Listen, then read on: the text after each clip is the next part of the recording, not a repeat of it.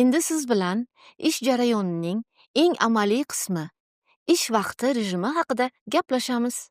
Ish vaqti xodimning kun tartibiga, ish jadvaliga yoki mehnat shartnomasining shartlariga muvofiq o'z mehnat majburiyatlarini bajarishi shart bo'lgan vaqt oralig'i hisoblanadi.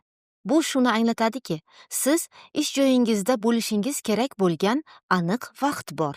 Bu vaqt mehnat shartnomasida tasdiqlangan jadvallarda yoki ichki mehnat tartibi qoidalarida belgilanadi. Mehnat qonunchiligiga ko'ra, xodimning ish vaqti me'yori davomiyligi haftasiga 40 soatdan oshmasligi kerak. O'zbek Telekom aksiyadorlik kompaniyasida boshqaruv apparati xodimlari, ishlab chiqarish tusidagi xodimlar hamda yordamchi personal xodimlari mehnat faoliyatini yuritadi. Har bir toifadagi xodimlarning ish tartibi quyida keltirilgan. Siz o'zingizning lavozimingizga va kasbingizga taalluqli bo'lgan ish tartibi bilan tanishib chiqing.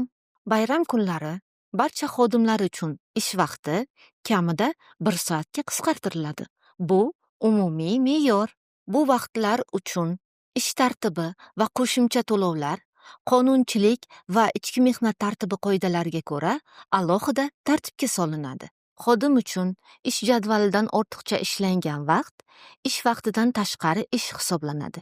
Ya'ni sverx-urochka deb ataladi.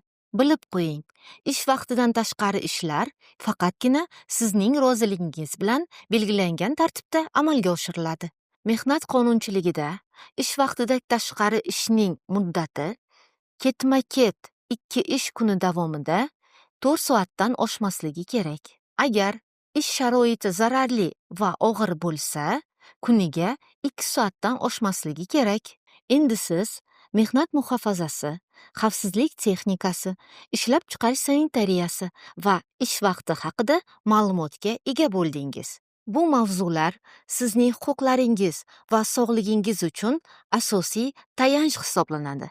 Hurmatli hamkasb, endi siz bilan O'zbek Telekom aksiyadorlik kompaniyasining lokal hujjati bo'lgan ichki mehnat tartibi qoidalari haqida suhbatlashamiz. O'zbek Telekom aksiyadorlik kompaniyasi ichki mehnat tartibi qoidalari, mehnat qonunchiligi va boshqa qonuniy hujjatlar bilan asoslangan. Bu qoidalarga ham ish beruvchi, ham xodim qat'iy rioya qilishi kerak. Qoidabuzarlik esa qonunchilikka ko'ra javobgarlikka sabab bo'lishi mumkin. Ichki mehnat tartibi qoidalarida ish beruvchining majburiyatlari hamda sizning nimalarga javobgar ekanligingiz belgilab qo'yilgan. Bu haqida siz quyida batafsil tanishib olasiz. Quyida belgilab qo'yilgan qoidalarga amal qilishingiz kerak.